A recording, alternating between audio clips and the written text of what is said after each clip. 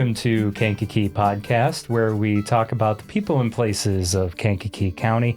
I'm Jake LaMore. One of our earliest sponsors of this podcast has been King Music, and King Music to me is one of the pillars in our community, one of the staples, just because when a business, whether they're a small business or a large business, has been in the community for a certain amount of years, I feel like they just become that staple, and that's something that everyone can talk about and everyone can relate to. And King Music has touched so many people's lives since its beginning in 1981. So I'm happy to welcome Randy King and Ben King. Thanks for having us. Yeah. Thank you, Jake, for having us. Yeah, thank you guys for being here. It's always such a blast to see you guys in the store. And having been like a kid growing up, going to King Music and seeing you guys in the store. And of course, Ben, seeing your dad in the store and your brother and just, well, your whole family really. And then just all the people that you've employed over the years. You guys always have great employees, you know, but a lot of it being a family affair from sort of the beginning. I know almost from the beginning. Almost from the beginning. Because if I remember correctly, Randy, the business was started along with yourself and another guy. Yeah. Originally, we started King Larson Music Services with my college roommate, John Larson, where we met at Millikan University in Decatur, playing in the jazz band and going to school there. We would sit at night talking about what a music store might be like, not like they have traditionally been, but one that would focus on music education first. Because were you just trying to figure out what are we going to do when we get out of college, or well, was it? I already knew. I mean, I'm a couple years older than John, and I was studying to become a band director, and I actually did. I left Millikan, parted our ways, and he's continuing his schooling. And I did 2 years of high school band in Dwight, Illinois. That was my first teaching job. And then I came to Bradley Bourbonnais, where I went to school and became the assistant band director and eventually became the head band director for a short amount of time. During that time frame of teaching in Dwight, John gets a hold of me, and I had now taken a job at BBCHS. And my former band director was the head band director. And things were going pretty well, but not so well, not like I thought it would be, where I would be working with my former band director. I mean, the man taught me a lot. Lawrence Hellstrom is his name. He taught me considerably amount about being a music student, but then also wanting to go into music education. Well, things weren't going as the way I thought, and my college roommate gets a hold of me and says, "Hey, what about that idea we talked about in college about having a music store that would teach first?" And so what happened is we talked some more, and we literally had John come to town and went and surveyed all the private lessons and any group lessons that were happening at nearly 8 music stores in Kankakee at that time, about 1980. Were there 8 music stores in Kankakee in 1980? Different places doing business that were doing business. They had their own little niche market. It was back when this company could have this line of amps, this line of guitars. Across the street can be another music store, but at one time, Kankakee had at least 8, if not more, independent small music stores. Wow. A little different. No. Yeah, I didn't know that because from my memory, I can only remember like just the 2 staples. And that's, right. That's King and Veranda. And then somewhere in there, actually in this building, we're in the Majestic, there was that Frank's Guitar store for a little while. That's literally all I can remember. And we'll talk later, but literally across the street where the parking lot was at was another store called Pearsall Music House that Dave and I bought from them in 1985. Okay. So John comes to town and he surveys, and we find out that there's hardly any private instruction going on, no group. So as we thought, it would be a niche where he's a music educator, I'm a music educator. I know brass, woodwinds, he's percussion, but he had a great mind for group lessons and whatnot. So after we assessed the market, that's where we started. The building is no longer there. It was at 505 West Broadway. It was on the corner of Grand and Broadway. Okay. And it was an old country western front looking building and was owned by a Mr. Jim Meyer. We rented there. We put in 2 independent studios, soundproof studios, and we started teaching privately and group lessons. And not really selling any type of retail. No retail yet. We were sending him down the street to buy all the retail. Okay. So you just saw a need for lessons, it sounds like. And thankfully, I was still employed at Bradley Bourbonnais, working a full school job and band director job, and then would come to the store and teach lessons. So you were after busy. 3:30, 4 o'clock in the afternoon till 9 o'clock at night. Yeah, you had a full day. Yeah. And so that lasted literally about 6 months. Wow, that's so long. No, and I mean, oddly enough, I still have in history all the receipts for the first 6 months. And it totaled less than $2,000 of merchandise. We eventually started selling merchandise because it was like, well, duh, we're sending them across town, down the street. Their Agatone's music was down the street across from where our store is today. And we were sending them down there to buy their reeds, their drumsticks, their drum heads. And then we literally back then went to one supplier in Chicago on a handshake. They let us buy things at 30-day terms that, okay, we trust you, we'll do this. But it was very difficult. I mean, we were not making any money. Like I said, our total receipts for any sales for 6 months, doesn't include lessons, was under $2,000. And even in 1981. The country's in the middle of its biggest recession up to that point. And we were told by industry people we were stupid young fools to consider going into the music business. Is that how you look at it? When you look back at it, do you kind of feel you were young and... No, I don't think, here you have an industry that is living off of all the old mom and pop stores, and there really wasn't a lot of mail order or the big stores today or online presence. And I took it like I remember a conversation with somebody from Con Selmer. His name was Ted May. And I said, Ted, we are 2 young people in our 20s who are trying to do this industry different.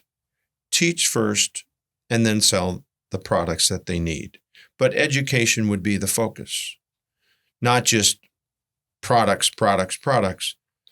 And I'll remember you. And one day you will come into my music store and you're going to ask me to buy from you. And I'll remember what you said to me and I will tell you about it. And lo and behold, it happens. Yeah. Yeah. Wow.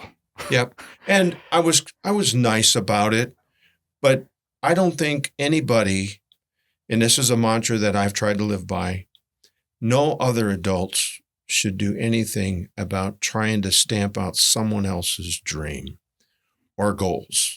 You can ask for advice. We weren't asking for advice, but we didn't appreciate being called stupid young fools when we're trying to do something different in the industry and being forward thinking rather than trying to do it like everybody else. Yeah. So that lasted about 6 months. My good friend to this day, I was best man in his wedding. I know his family and still golf with him.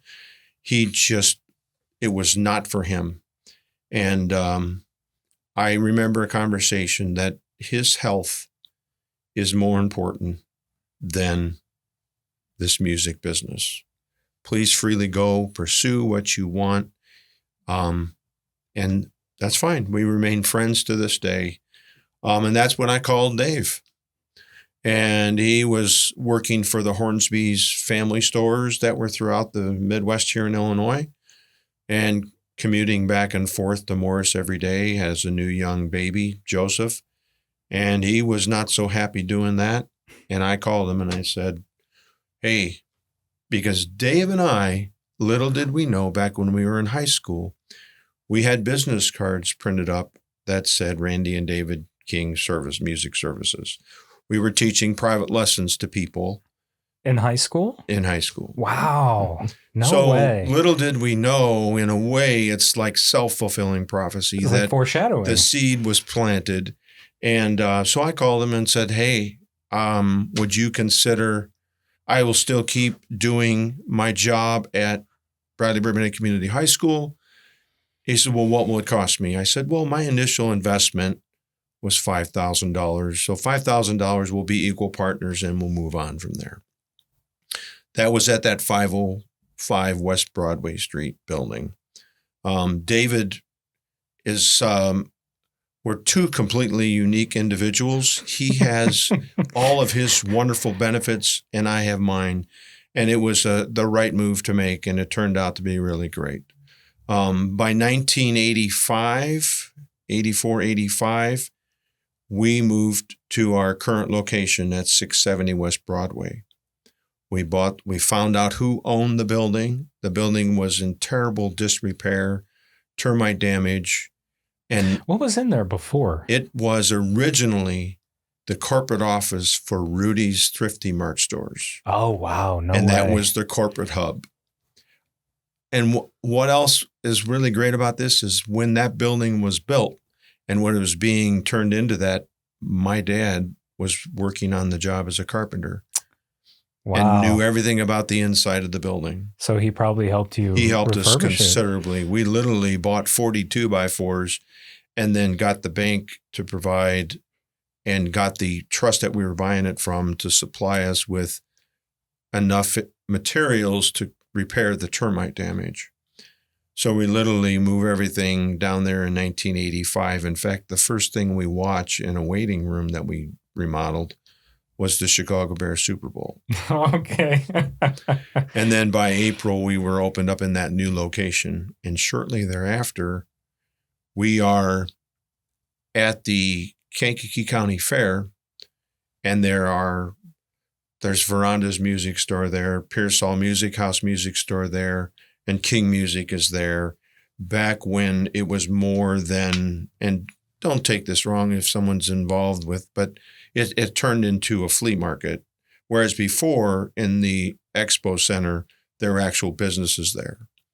We have acoustic pianos, we have guitars, drums, we have everything. But we were approached then by the owners of Pearsall Music House, Lloyda and Ada Higgerson.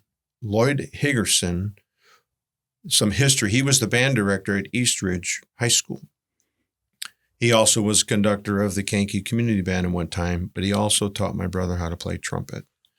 They approached us and said, would you guys consider buying our business? We would love for you to have it. And we're like, honestly, through the early 80s, we're barely making it. And so we talked back and forth, and then finally we agreed on a price, and then we could pay them monthly, didn't have to come up with the total amount of money. And what was wonderful about that transaction is that Pearsall's had everything that King Music didn't have. Like a bunch of their inventory was all. Well, they didn't have a lot of inventory, but they had the Baldwin Piano and Organ Company franchise in this area, which at that time, the Baldwin piano was the sought-after American-built piano. They had more lessons, different types of lessons. We had all the combo side and band instrument side. So it was a really great marriage, and we attempted to run 2 locations for a period of time. Oh, I did not know that. We attempted to keep Pearsall Music House here in Kankakee. Ben's mom, Dave's wife, managed that store. And then we were working at the new location. That was almost the end of King Music. Because it just got to be too much. You're paying double expenses. It's 2 locations. Yeah. So we merged them. altogether into. And Ben, you were just being born when all that was going on, right? Because you were born in what, 85? 86. Right? 86. Which I think you were telling the dates. I think you guys moved in June 1st of 86. That's when we opened it. That's when you opened the store. Yeah, but we were remodeling before that. You're right, Ben. But I was born on the 11th of June. So imagine my dad opening the store. And oh my God. And having a second baby. Yeah. Right. Mm-hmm. Having, a second baby and then all of that going on. And merging those. Yeah. Wow. And we, King Larson Music Services actually started June 1st of 1981. Correct. So 5 years later, business has grown, and the addition of Dave and hiring and having him manage the store. And eventually I had to leave the teaching profession and make a decision to leave a stable income and career. And that was scary, I'm sure. Anybody who makes those, changes for sure. But we made the step, and sometimes I'd like to think, I'd just be a retired teacher now. But honestly, what has driven King Music from day one, even when John and then Dave and I and now Ben and I, is it's the lifetime benefits of music study that is provided to the masses. That is what drives me to get up even at 68 years old every morning to come into the store and continue to participate in making King Music. It's still education based. It's always been that.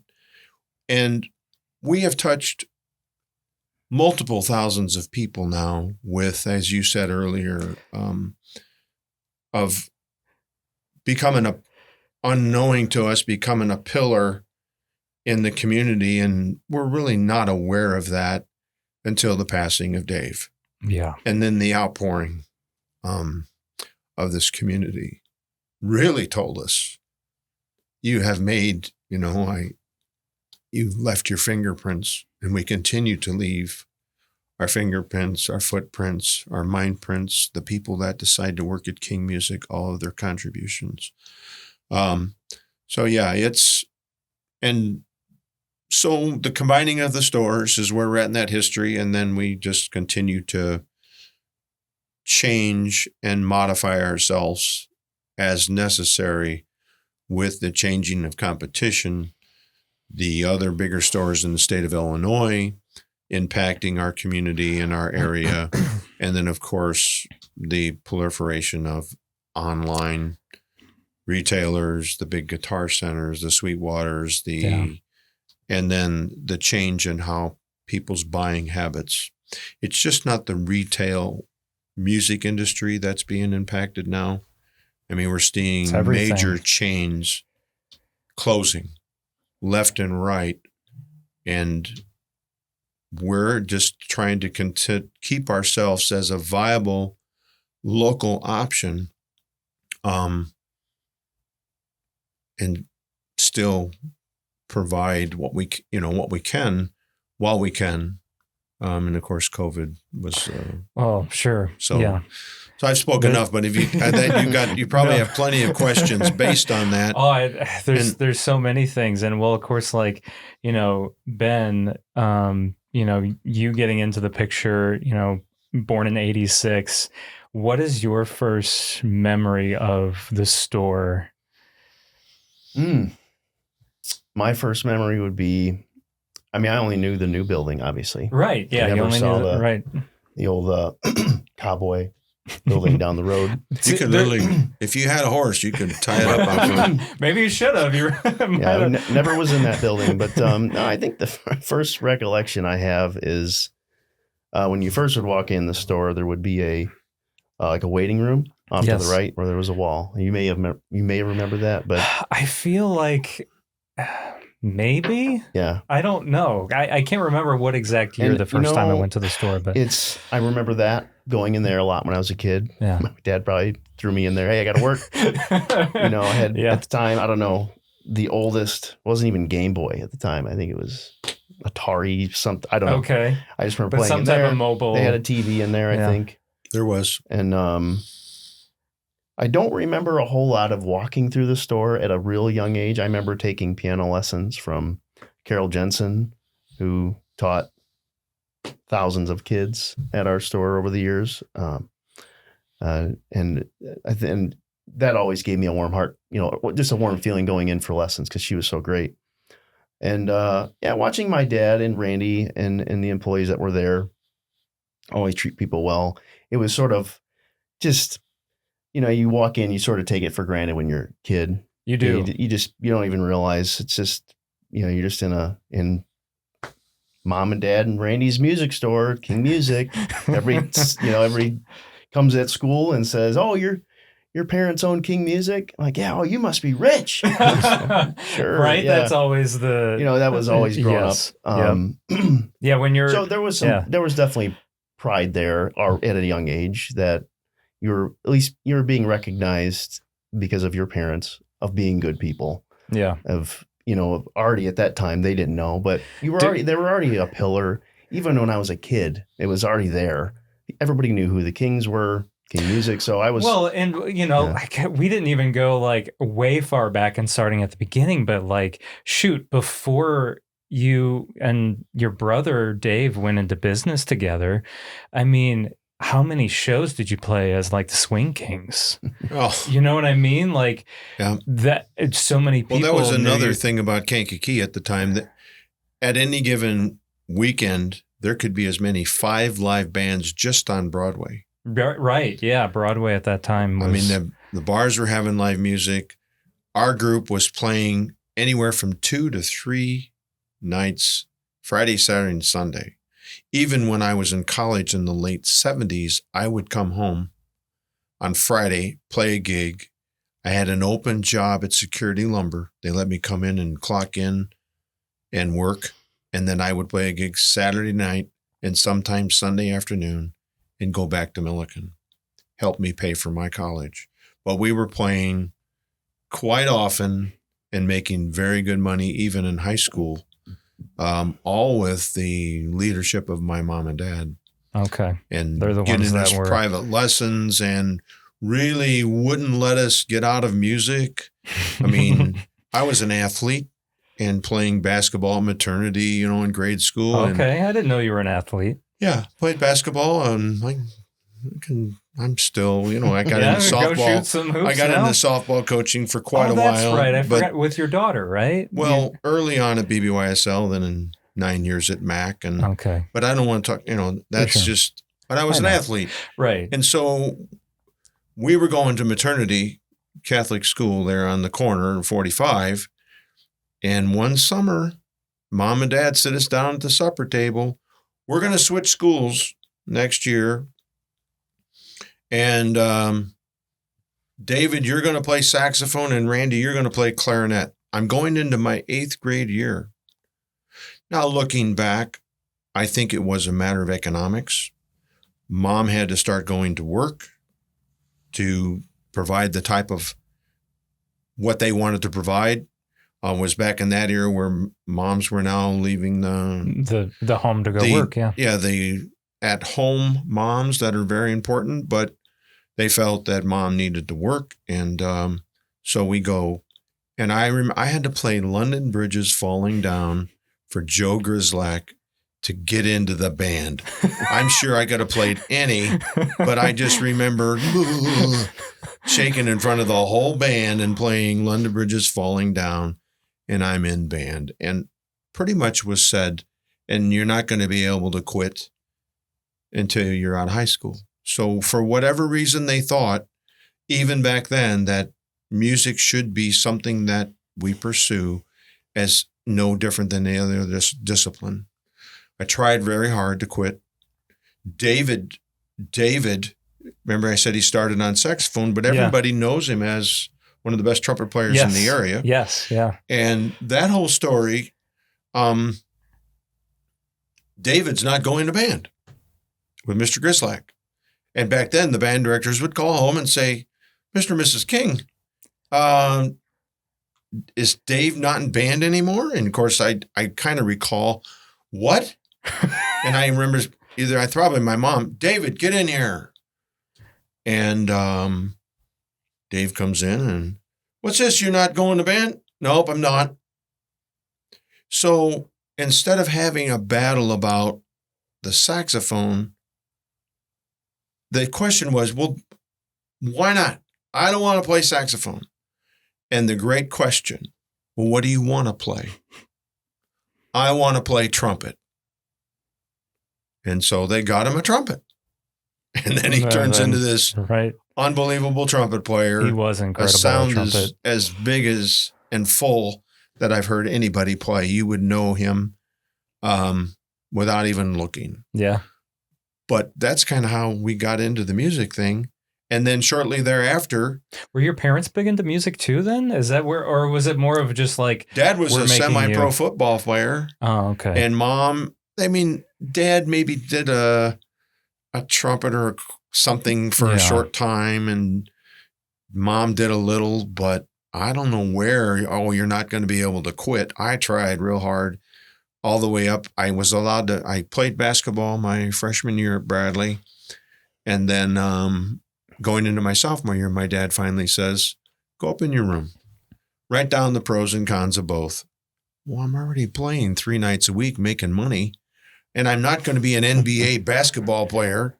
So it comes down that I'm going to continue music. Yeah. And I had no desire at that point as a sophomore on becoming a band director. That comes a little bit later. But I land on music, and I don't do sports anymore. Mm-hmm.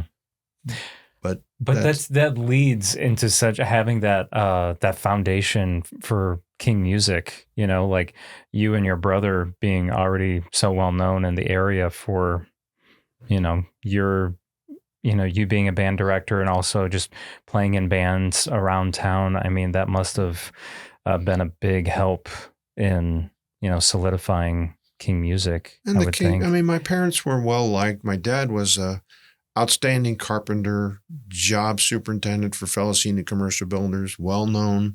My mom was successful as the secretary for maintenance at General Foods. People know of the family and know of my mom's parents and my dad's parents. So there's been a foundation of the King name and the Gress family having a good foundation in the community and being people that are trying to move things forward. Yeah. So Ben, how did your dad pass on music then because literally everyone in your family plays something, right? Except for, or does Chris play? He sings. He was in choir. There you go. Through high school. Yeah. No, yeah, we all, it's funny. I have a little bit different story than Randy does growing up, as generations change. Right. And I don't know if maybe this is because my dad grew up kind of being forced into it and then ended up liking it. But he never was like that with music, really with anything. He wanted me to do what I wanted to do. So growing up, sort of like Randy, played sports, watched my older brother do more music. I think he was because he was the oldest, he was a little bit more forced some ways into it, taking piano lessons. He eventually got into drums. So, there would be a drum set downstairs. There'd be a piano upstairs. I did take, like I mentioned, some piano lessons, but, I took more of a jump to drums, and Joe showed me things growing up. And then I got a lot from him, Joe and my dad, just like, oh man, you got natural, a lot of encouragement. Just like, wow, they would always throw it on pretty thick, like, man, you're going to be better than Joe. You're already got this now. Like, so that got in my head. Yeah. I never knew you started on drums. Because you're such a amazing guitar player that I didn't even think that you started on something else. Yeah. Short time on clarinet. Yeah. Well, I'm getting there. Well, drums was young. Drums is like, he's really I'd say young. 5 or 6 years old. Okay. Sitting at it. So I didn't, but between my dad and Joe, really just taking the time. My brother's 5 years older than I. Right. So, yeah, Joe is. So he's very instrumental in all this too, growing up young. He probably doesn't know this, but really he always took the time and always was positive with me with that. I never was like, oh yeah, he really took the time with me. My dad as well. And then getting into grade school, I had to. My dad's like, "You gonna be in band?" I'm like, "Yeah, I want to be in band." He's like, he kind of mentioned drums. I'm like, "Yeah." He's like, "Well, you should probably try an instrument. What do you think?" I'm like, "Well, how about this?" And I'm, what age are you? 10, 11? In fifth grade. Yeah, so I was like, yeah. "Hey, how about I put all the instruments in a hat and I'll just pick one out of the hat and then I'll play that." Thought I was, kind of cocky about it. Like, I can figure out any of this. And so I did. And by that time, was King Music providing band instruments to a lot of the area schools at that point? Because that would have been in the 90s, right? Mm-hmm. Oh, yeah. Yeah. So, so I should reverse saying I was never pressured, but definitely encouraged, obviously. But it wasn't like you have to be in band. Yes. Anything but like that. So you literally just picked an I instrument clarinet out of the hat. And I thought, oh, clarinet sounds cool. I really didn't. I knew he played, my uncle played clarinet and sax. So I just said, "Dad, I'll try clarinet." And so started in fifth grade with Mr. Gotti at Bradley West. And then he gave me private lessons for a while on clarinet. And I had a lot of fun doing it.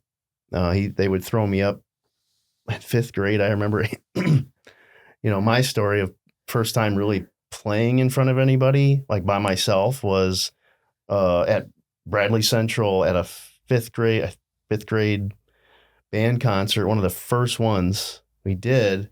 And I don't know I think he was assuming it was him, taught me how to play Jeepers Creepers on the clarinet. Oh, that's cool. and so Mr. The American Gotti, Songbook, right? The Great American Songbook. So they had me come up and play that song by myself in front of the band behind me. Oh my gosh. And the crowd. And what a feeling, right? Yeah. I was nervous, went up there, and it wasn't very long. It was, I don't know how I maybe played, it was like a minute long. Yeah. But that's kind of unheard of at like a fifth grade band concert, like doing a solo. Like there usually aren't like solos. So I don't know who was in, I don't know if it was my dad that talked Mr. Gotti into that. I'm not sure, but that was instrumental, and that young to like get that feeling of, oh, I did something. People enjoyed it. And so growing in and getting into a little bit later, about eighth grade, is strange. Our band was running out of drummers. They were quitting left and right for whatever reason. I kind of remember that happening when I was in So there was like one percussionist in concert band. So Mr. Gotti, I think one day said, "Hey, anybody want to play percussion this year?" And I think I was sitting first chair clarinet. I'm like, and he's like, "Really?" He's like, "Yeah." He's like, "All right, go try it." So that's sort of started with drums, and then we got into jazz band. My first day of jazz band, he just said, "Okay, play a fill here or whatever." And you're like, I just went nuts. I thought that was solo time. So he laughed. But anyway, played drums really through high school. Oh wow! See, I didn't know that. Yeah, guitar didn't come until I graduated. No way. Yeah, people don't. Yeah, I did not realize it was that I'd much come in later. the store, and at that time at King Music, it was more piano. You would see pianos. You would see band instruments. There would be guitars in the wall. There would be drum sets. But the half of the store was acoustic pianos at that time. Yeah, I remember there being. The guitar thing never. I don't ever remember before my senior year of high school going into King Music and grabbing a guitar off the wall. I just never had any, for whatever reason, never thought about it. And so what got you to play guitar then? Was it another like opportunity? Someone was like, "Hey, we need a guitar player," or because you had played in some bands, like some rock bands outside of school, right? And like drums, no? In high school, yeah. Weren't there a couple you played in? I had friends that I would play drums, and we would do garage bands. Yeah, and then that I would jam with, and guitar. My friend Andrew. Zastro. I don't know if you know Andrew. Probably. He's gonna laugh. He's on this, but he played a little guitar, and I would jam on drums. And I don't really remember. I think we were at King Music after hours and I had a key when I was 18. Terrible idea. And we would go in there and confession time. Yeah, well, we'd go in there, we'd jam in the drum room, okay. and then I feel like at that time he showed me a few things on guitar because he wanted to play drums. I think that's where it was. Okay. He's like, here's these three chords, and this is how you play Sweet Home Alabama, whatever. I'm like, oh, okay, this is I can figure this out, and then I would start listening to more guitar-oriented music, and then I'd go home and put on backing tracks, and then eventually I'm like, man, I really like this. So my graduation present, my dad's like, what do you want for your graduation? I want a guitar and an amp. That's what I want. He's like, he was probably, my mom was like, played, right? Your dad played guitar. No, he didn't play guitar? No. I heard him play a little bit, but he definitely knew enough. He knew all the jazz chords, which is okay. Because I did hear him play a little bit of guitar because there was a period in time where,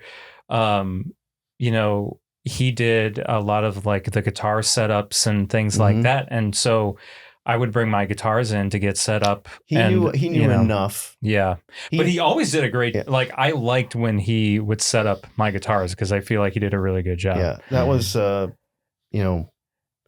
part of my dad's MO. He just, when there was a challenge, he would figure things out. And I think early on they needed a tech. I mean, he could probably speak on that more, but my dad was like, oh, I can do it. Okay. And he read books and a lot of practice. And over time he ended up figuring out, and he was a go-to guy to get your guitar fixed for really until he passed. Yeah. No, I always thought he did a good job on mine. He also did our early bandits and repairs. Yeah. Before we started hiring repair techs, bandits and repair techs. Yeah, you probably had to, at that point in the business, you had to do most of those things yourself. Yeah. Oh, yeah, everything. I mean, small business, you're doing it all. I mean. Right. And that predates YouTube and trying to figure out, watching YouTube videos on how to fix like a clarinet or something like that. You're just... Yeah, I wouldn't recommend getting on YouTube to figure out how to fix your clarinet. No, but I mean, I know exactly what you're saying. Sure. Yeah, those those quick how-to videos didn't exist when he probably started learning how to do that, or even anything that you did too. No, but he knew enough to set up a guitar. Yes. And then, when I got older playing, he would obviously, hey, try this out. Make sure this is good. Yeah. But no, he was great with that. Now, when did you start working at the store then? I mean, obviously, I assume you spent a lot of time there as a kid. But did you start working there in high school, or was it after high school? Yeah, I started working right around when I was 16, I think. That sounds when I started. Right. So I would have been a junior. I think I started there by asking Dad for a job because I wanted money, and I just would clean things and do garbage, and like anybody at that age would start. Honestly, I think that's probably about the time I started going to the store, because I always remembered you being there. Yeah, so didn't do a whole lot, and then being there and kind of interacting and seeing how things would go really was interesting. And then I just like, how cool is to talk about music stuff all day with people. And I got into selling. I think anybody knows that about me, that I enjoy selling. I really do. I'm a salesman. I enjoy talking to people, getting to know them, finding out what they need, what they want. So that was fun, and learning that on the fly, taking business classes a little bit later, but like learning some of that stuff was neat. And then learning, and in the middle of all that, yes, I was in band, but then I started learning how to play guitar, which, as you know, opens you up to a whole different thing you didn't of music that's out there. Well, and it's so different than drums. Products so it became fun. And that's and then eventually they just showed me, just running up front and doing things up front and helping people. And Dave and Randy have both throughout the years, little by little, showing me the different parts of the business, which in a music store, I found out is for everything that we cover, because we're not just a guitar store. We're not just a band store. We don't just do lessons. We don't just do rentals. We do as much as we possibly There's can. so much. I honestly, when you guys start talking about all that stuff and in the conversations that I've been involved in, my head starts to spin because there's so much. There's ours just too so sometimes, much. yeah. So that you it's guys been have to know. It's, I mean, I'm still feel like I tell him once in a while, it's like, I'm still like, I don't understand some of this, you know? And then there is the whole running the business in general, you know, but all the different parts of the music business, and it's always changing too. Every part of it is constantly changing and evolving. So you have to keep up with that as much as you can. So yeah, it's always learning every day, always going in and learning. At what point in your brain did, you know, as a kid, or maybe it was after you were an adult, but did it click in your brain like, oh, I might be like running this store one day, or like, no, I want to be a part of the family business. Like this is what I want to do. Or did you ever have that moment? Well, I think enjoying it was the first part. And then also kind of being sandwiched between Randy and Dave for a long time and learning how they're so different, like he said. Yeah, that's right. That's the thing. And honestly, you know, I'm going to be very honest, Randy, as a kid and as a young adult, I was always a little bit scared of you. You know, I hear that, you know, very often. Yeah. And I don't know why. I don't know why either. And I feel like it was after your brother had passed, and obviously you had to start spending more time in front of the store. And I started to get to know you a little better. And I'm like, oh my gosh, like Randy's funny too. It's not just Dave. In a different way. Right. But where David would, I call it the gift of gab. Mm-hmm. I'm the type that I'm going to find out what you need and I'm going to get it to you. But I've heard that so often, like, I don't even feel like I can approach you. I said, I'm probably the most approachable person, but I've heard it from employees. I hear it from my friends, and they don't know how to. And then once they sit down and talk with me, even when I was a coach, you know, they find out that I don't have, like I said earlier before we started, I don't have any hidden chapters. Yeah. But I'm just cut differently. Mm-hmm. You know, same parents, but cut differently. Ben's cut differently. And we have to, when you run a small business, especially with family, you have to make room for those differences. Not two people. None of us are going to be the same. None of us are going to have the same work ethic. We might share it, but not the same. And that's something I had to learn too, so that when you go into business with family members, they have to be allowed to be who they are and make their contribution. And you know, we don't always agree, but in the end, that's what we're trying to do, what's best for the future of King Music and our customers. As we transition from Dave passing, Benny has this final decision to make. He was always, I think, going to be the next generation of King Music. But when Dave passes, it just kind of sped things up, right? Bam. Yeah. Where I modeled it as Dave had a certain picture window that he handled in King Music, and I had one. And I knew what it was in his window, and he knew what was in mine, but I didn't quite understand how he did all that. And he didn't understand what I did. So when this window is broken and fractured,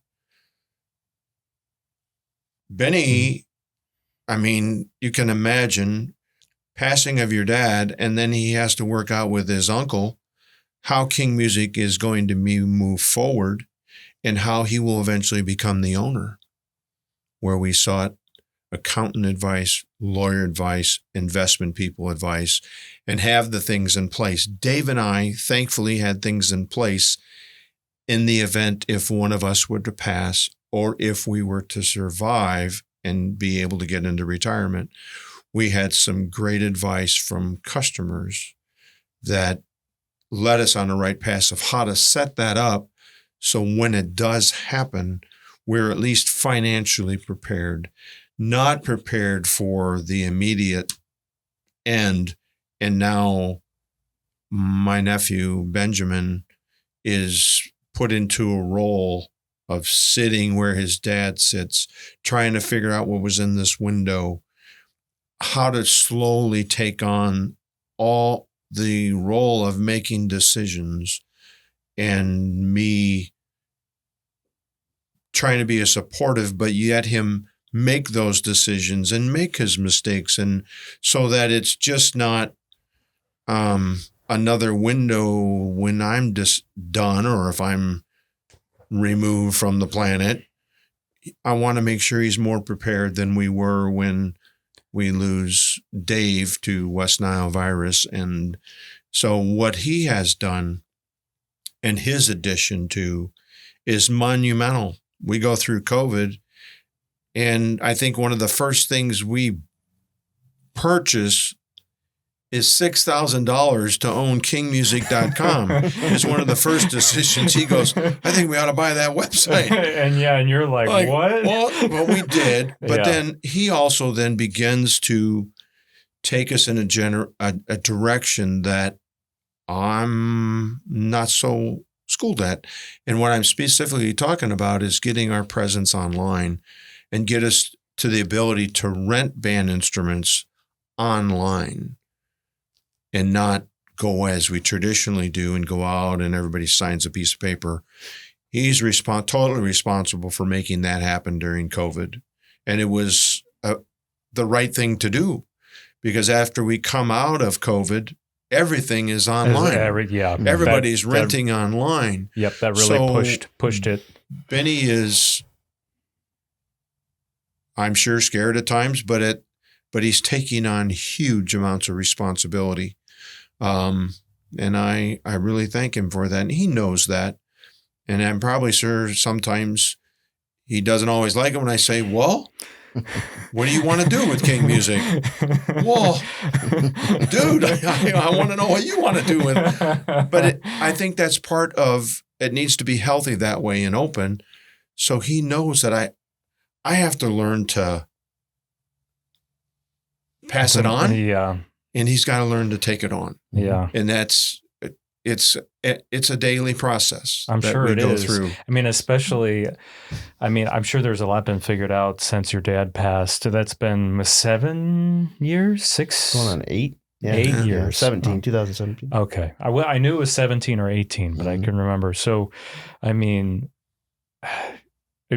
first of all, big props to both of you for making it through that, because I feel like a lot of small businesses, family-owned small businesses, don't make it through those moments. And so you guys should give yourselves a lot of credit if you haven't already.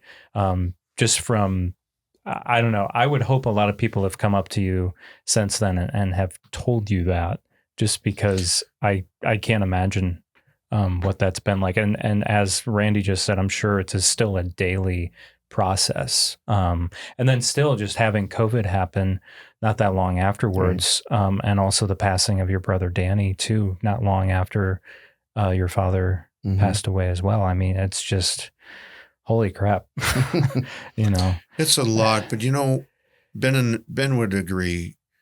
We have a wonderful customer base, and we have wonderful people who have serviced these people well. We are constantly battling, like we said earlier, the changing of buying habits. An Amazon or the bigger stores are not going to support your local ball teams or your school districts. They simply sell and deliver, and trying to comb our way through that and encourage people to continue. Hey, if you think about anything music, think King Music first, because generally we can pretty much find anything on the planet. Right. That's what I always tell people. I say, look, if they don't have it in the store or whatever, it's like, just ask them. I bet they can get it. I bet they can get it for you. Mm-hmm. I tell people that all the time. Well, and you guys have done that for me too. So, there's Randy said, I mean, there's so many good people and good customers that have come back over and over and over again to this day. Some people just are old school and they like that, but other people like to support, and they enjoy the interaction. Yeah. And they obviously, when they have questions or issues, it's a little bit easier to deal with us. We feel like we do a good job of taking care of them. So yeah, it's been, and that, I mean, that's not just me and him. I mean, that's everybody in how long you been open? 44 years, 45 years? What year are we in? It'd be 44. It's all the, I mean, it's really, it starts with Dave and Randy, but it's all the employees. Some great people throughout that I've known and then up to right now that have, that like to be there and do the same thing. Right. And are like-minded, and it shows. So yeah, it is more difficult. It is more difficult to find that piece of the pie. Yeah. But people still want help. People still enjoy interacting with others, and especially in music. It's what music is about, really. Yeah, about bringing people together. And you guys are so good at supporting so many different community events, kind of what, Randy just pointed out. And yeah, your big chain businesses are not doing that this in weekend. That fashion. We'll get a quick plug: Strings for Food. It's Strings for Food. This will air, but that's right. That's something. Is it 6 years now or longer than that? 11 years. It's 11. Goodness gracious me. Yeah, 11 years now. Strings for Food is awesome. I mean, if you want to get some new strings on your instrument and bring in 6 canned foods or non-perishable food items. I think this will be out after the fact, but still it's worth a worthwhile cause to mention. You guys do it every year in April now. Right. And that, I think you changed that a year or two, maybe a few years ago now. We used to do it in the Christmas time, November, December. Yeah. Christmas is just too busy now. Yeah. So. And that we're finding that, well, the local food pantries have plenty of food. Yeah, because everyone's giving at that time. Everybody's, maternity's doing harvest days. And so the food pantries are full, and they suggested, is there any other time you can do it? Well, so we sat down and said, well, there's April, International Guitar Month. How's April? Oh, we hardly have any food in April. So it worked out. And we're trying to support the Kinky Arts collab. Yes, we're doing doing the raffle for them. So we're donating money to them for this raffle we're doing on a nice guitar. So we try to do that every year too, kind of intertwine that with Strings for Food in April. So that's just one of the events. But yeah, it's funny. It's coming up in a few days. Right. And that's a big one that we do every year, and it's fun. Yeah. It's a fun time. Yeah. And a lot of people help with that. Yes, they do. Right. You guys, of local guys that come and help restring guitars. A lot of the same guys every year that play and enjoy that. And give their time. So props to Lupe Carroll's. I was going to say Lupe Carroll's usually there. And JD's and Matt Yeager. All those guys help out a lot and want to. Yeah. It's not and sometimes I feel bad. You guys want to do this again? Yeah. And they're like, so I will say it's really cool to see all of those well-known local names in the same room, and they're not like playing a show together, and they're changing strings on instruments and just, shooting the bull. And it's just, we've seen some classic guitars be pulled out of closets and attic that people, Gibsons, Martins, people, I'm going to get this restrung and give it to my whoever, and they're going to start taking lessons. So that's cool. Not only is it great to give food to the food banks, but in the end, part of it is more music makers. Yeah. People finding a Gibson that's worth multiple thousands of dollars. Has that actually happened? Oh, yes. Really? It's almost annually. Every year there's a few that come in. We're just like, whoa, what? This is around here, one of those. Just, it's probably one of those things where it was like, it was my grandfather's or it was my dad's, and I just, it's just been sitting around in my house. Exactly. Sometimes they don't know, and they come in and, hand it to someone that has no idea either what it is. It's like, oh man, I got this one, but, it's a lot of fun. And what's the craziest piece of equipment, whether it's an instrument or not, that's come through your guys' doors that you can think of? That, you've seen some interesting things over the years. First one comes to mind is when I was a band director in Dwight early on starting, somebody came in with a violin that was in their barn attic, and I said, the guy said, "Do you give me $50 for this?" Oh, okay, yeah. Well, lo and behold, it was made by a violin maker in Kankakee. It was the number 6th one he's ever made, and it was well worth, once it was refurbished, about $5,000. Wow. I mean, we see things like that come in, and right now my youngest daughter, my daughters, they were similar to Ben and his siblings. We just made sure that they were provided music early. Not that I remember them coming, "Do we have to be in music like your mom and dad?" Absolutely not. But you need at least to study and be exposed in it. I mean, those two people were some of the original people that went for our music play classes. They're now 30 and 27. And most people don't know about those classes. Yeah, well, my daughter's going to them right now, and my son went to the early music classes too. So, and that comes out of me going out to Philadelphia with a think tank group for Baldwin Piano and Organ Company on what should be done with early childhood music. And from that, we come back with these music play classes where 6-month through 6-year-olds. Miss Leanne is golden. Oh, she's so wonderful. Prior to that, we had Randy Wilkinson, but she's golden with that. She's a music therapist by degree, but she works so well with them. And what is happening is that we're developing pathways for when these young people get into school, the paths that connect the left and right brain are wider.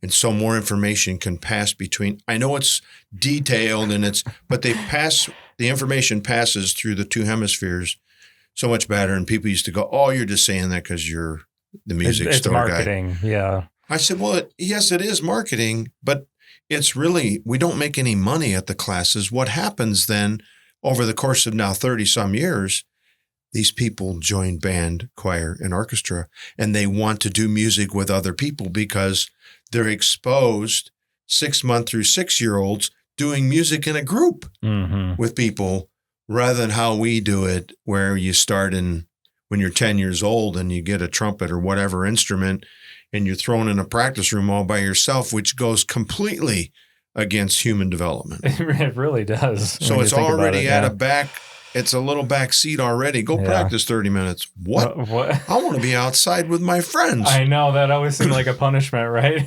But anyway, so those classes, I felt I needed to make sure we mentioned them because that in a way has created more people that are consuming music like that we provide, the products we provide, the services we provide, rather than music for Mozart or whatever. There's some to that, but not like that little human being grabbing shaker eggs or sticks and singing like we sing the alphabet to them. Hello. I'll see anybody that's been in that class and I'll get down on my knees and go, hello. Hello. And they go, hello. they know. And they're like, oh, somebody else knows this. I had something to do with the beginning of that. But that's something else that, we've touched, like I said, going back to when I was a band director, I might touch 40 to 60 new people a year. At King Music, we've touched probably 60, 75,000. Who knows how many people. I was going to say, have you ever gone back to try and figure out that number? I know that might be quite a task. It would, but if you go by the customers' numbers in our database, it's probably approaching 80,000 different I was thinking people. It's got to be close to 100,000 maybe. And then that's just the household, not to mention. So to be to be blessed to be able to do this 44 years later, prior to that, Dave and I teaching these lessons, and then my roommate and I, and now 44 years later, the next generation is getting ready to take it to the next, where it needs to go for as long as it can do that. And we definitely need local people to continue to, when they think about buying anything music, please think about shopping local, not just for the music store, but there's so many other small businesses that are really the backbone, and we don't want to lose the backbone.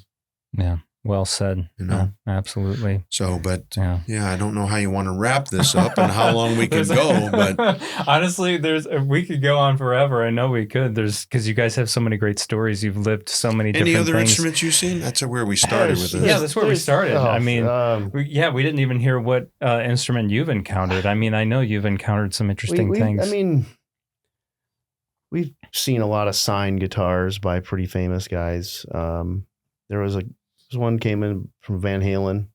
Oh, that's cool. But a lot of really old, unique band instruments, old Selmer Mark VIs and different things. We've seen violins that we've seen.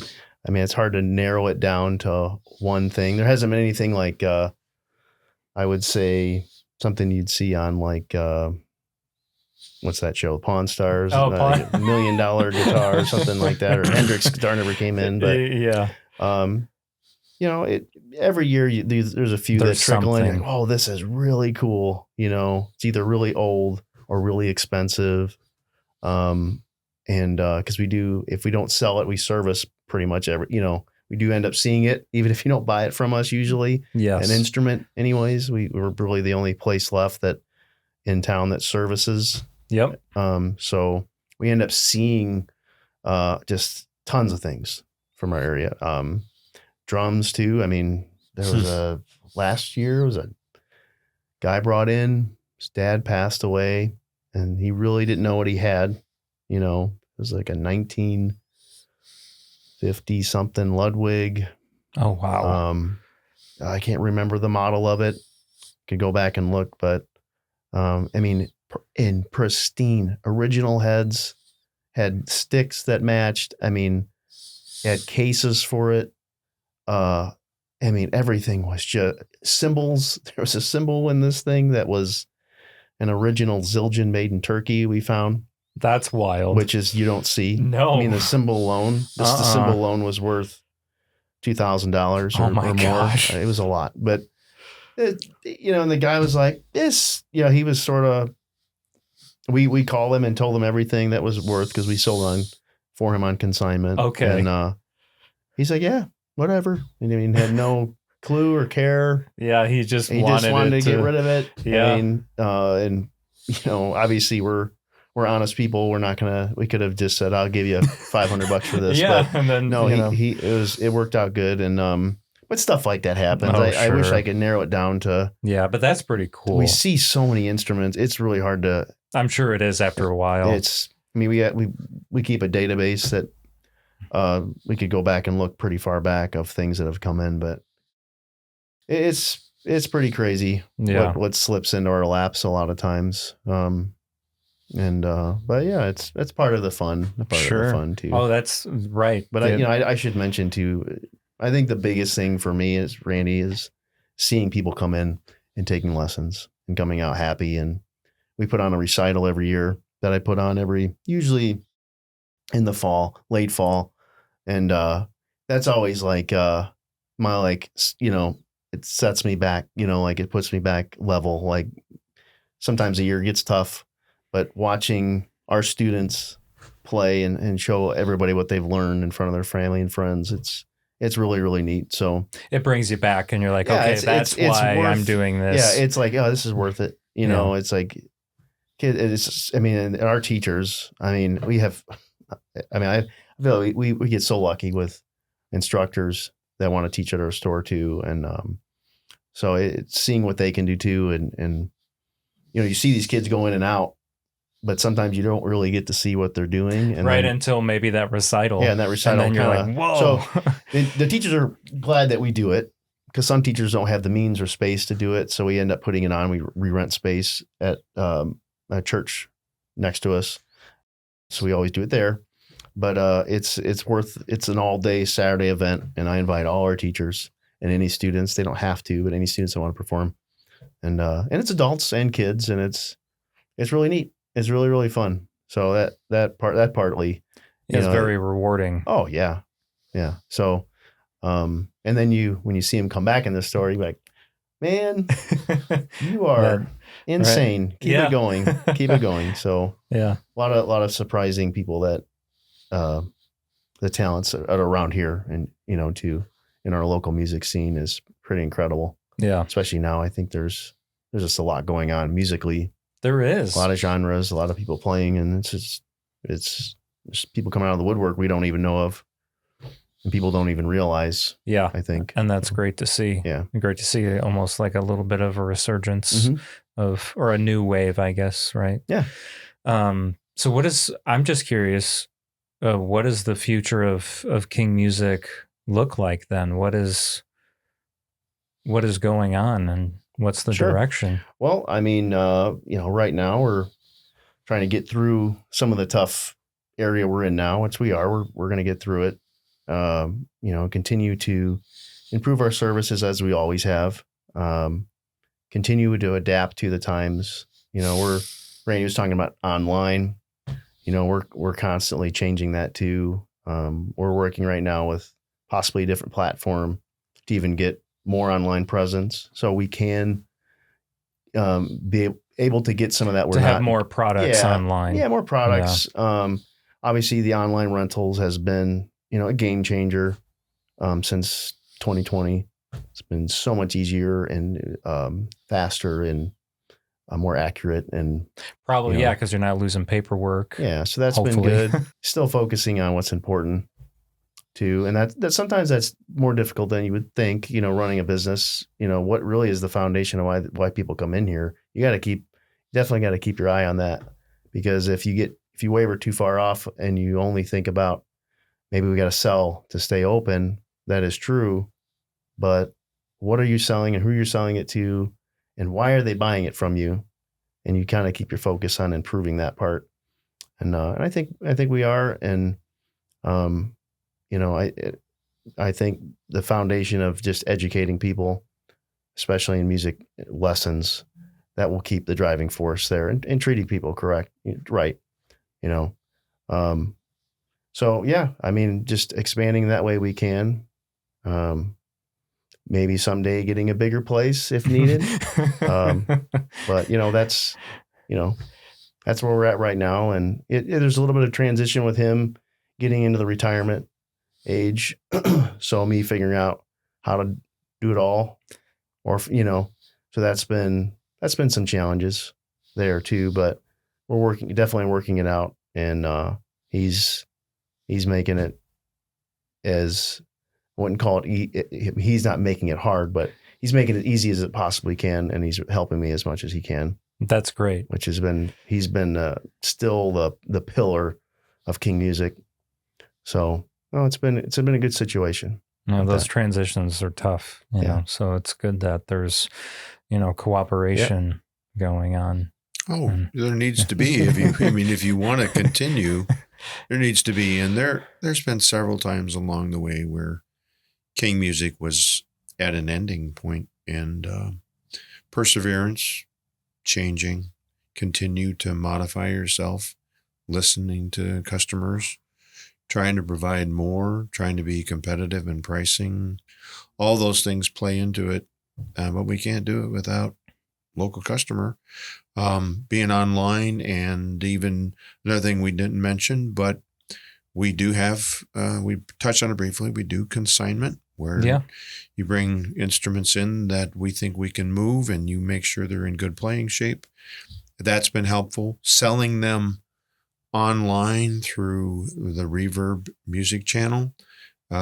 We sold things during COVID, and we continue to sell things that might not necessarily move in our store, but we're finding that to be a platform as well. And again, Benny and the staff put us in that direction to have a good presence, not just having a presence, but we probably ship and pack things better than anybody on the planet. They arrive as we say they would arrive, and as we say they're on Reverb, unless a gorilla has handled it.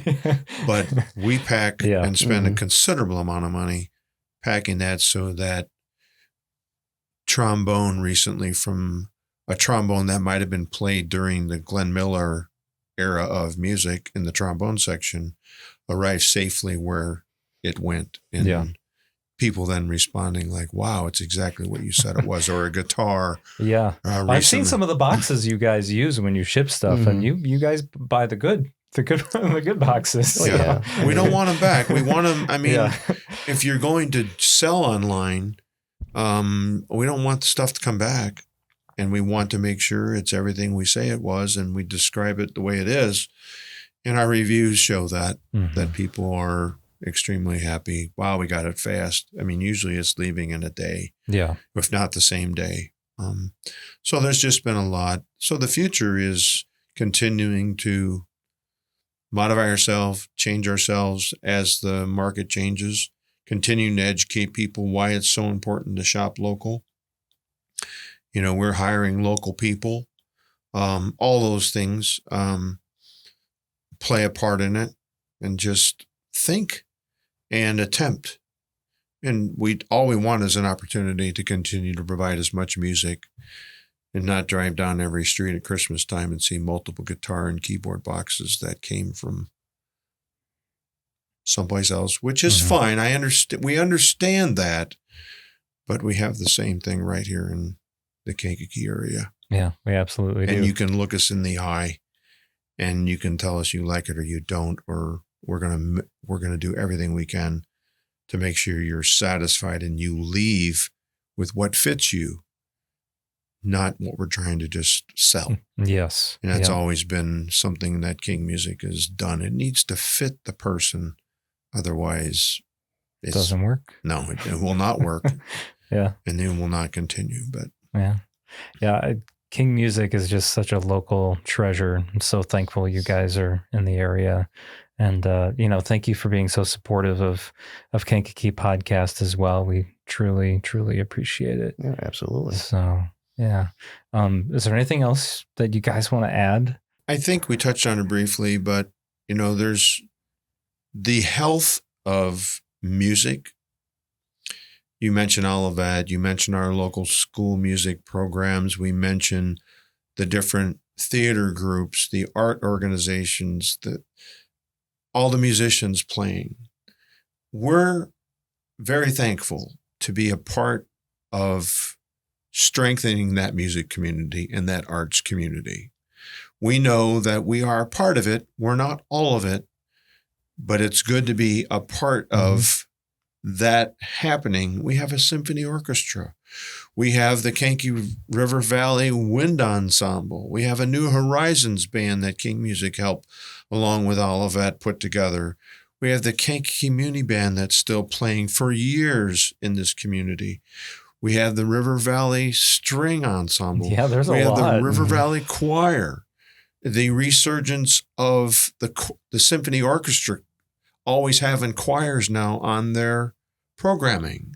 So all of that, the Jazz Festival, the Community Arts Council, being a part of all of those things, it doesn't happen if we don't have a strong music heritage background in our community through all the stores that have been here, including all of them. Veranda's is recently going to move out of the music business. Right. But all of those people and all of those stores, going back to what we talked about in the 80s, that were here, all of them contributed to that.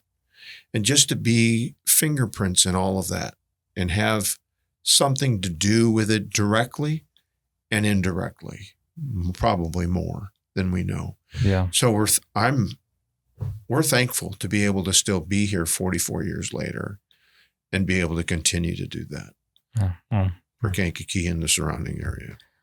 We're you said it pretty well. Yeah. No, I'm equally as grateful that you guys are still here in the community and supporting so much of the arts.